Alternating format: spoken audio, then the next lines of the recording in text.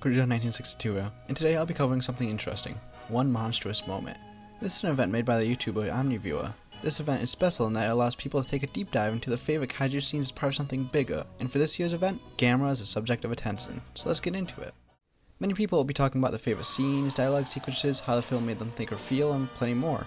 Personally, I'll be talking about a fight scene from a Gamera film that many people are conflicted on, Gamera vs. Guiron. This film isn't held in high regard, though it is special to me. Not only is it my favorite Gamera film, but I grew up watching this film all the time. The one thing that amazed me as a kid was the world this film is set in. In the film, the main characters accidentally send themselves to a different planet after activating a spaceship. As a kid, I was blown away by this new world and how vastly different this new planet was, but as an adult, I can see the flaws, yes, but I still love the wonders of this new planet. And what scene shows this off best is Gamera's final fight with Guiron. In this scene, Gamera and Guiron battle in this new world and use their environment to their advantage, with the most obvious one being the funniest. Yeah, this film isn't that serious, and that's okay.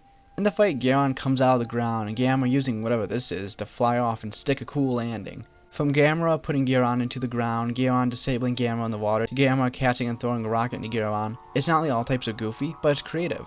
And that's what's most important here. Creativity. This battle is set in such a unique location that Godzilla never tried when he went to space. This crazy city with mountains all over the place and water that's deep enough to hold kaiju, it sparks wonder and imagination to the mind. To kids, they see a vast and open new planet with wild yet interesting designs, while to adults, they see a film set that was transformed to this new world unlike theirs. With a budget of 24 million yen, Dai was able to make a world so different yet so familiar to us. With buildings similar but just futuristic enough to be distinct, and mountains both commonly seen around the world but also ones that would fit with a snowy biome. This creates a contrast of something familiar yet also alien. Something that you could explore and find interest in, yet at the same time become lost in. This alien world Gamera and Guiron fight in is built in such a way that the kaiju use their intelligence to fight using the environment. Now I've talked about how the kaiju use the environment and what a wonderful world Dai created. But why do I love this, and why do I find there's such a wonder in it? Well, it's simple. As a kid, you don't see wires, guys in suits, or practical effects. You see kaiju fighting each other, explosions all over the place, and jets flying through the sky. When I watched this film as a kid, I saw the imagination that the film creators put on display and was sucked into the world. It sparked an imagination when I saw the alien world I've discussed so much. This alien world sparked my brain with thoughts of how this world could work and what it could be hiding. After all, when you are introduced to the world, it's vast, open, yet empty, with kaiju fighting being seen as a common thing, something that on Earth in this world is also common. And when Gamera arrives to fight Guiron, this open world is shown in all of its glory, and the kaiju fight with it being a sight to be seen. But as an adult, this all hits differently. I still see the fights in the vast, open yet empty world, but I primarily see what was made.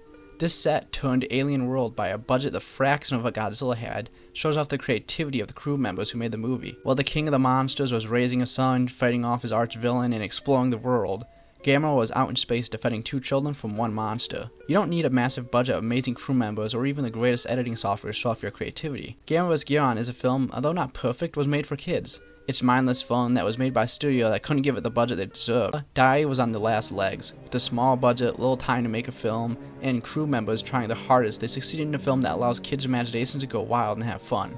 Not all movies have to be perfect, but what they do need is to succeed in the message and what they're trying to tell, and Gamera vs. Guiron certainly succeeds in that regard. This was something different for me, seeing as this isn't usually the type of video I make, but I still had fun making it. I'm excited to see what other videos are made for One Monstrous Moment Rebirth Edition, and I hope you all enjoyed this video. Don't forget to like and subscribe. Guiron 1962, signing off.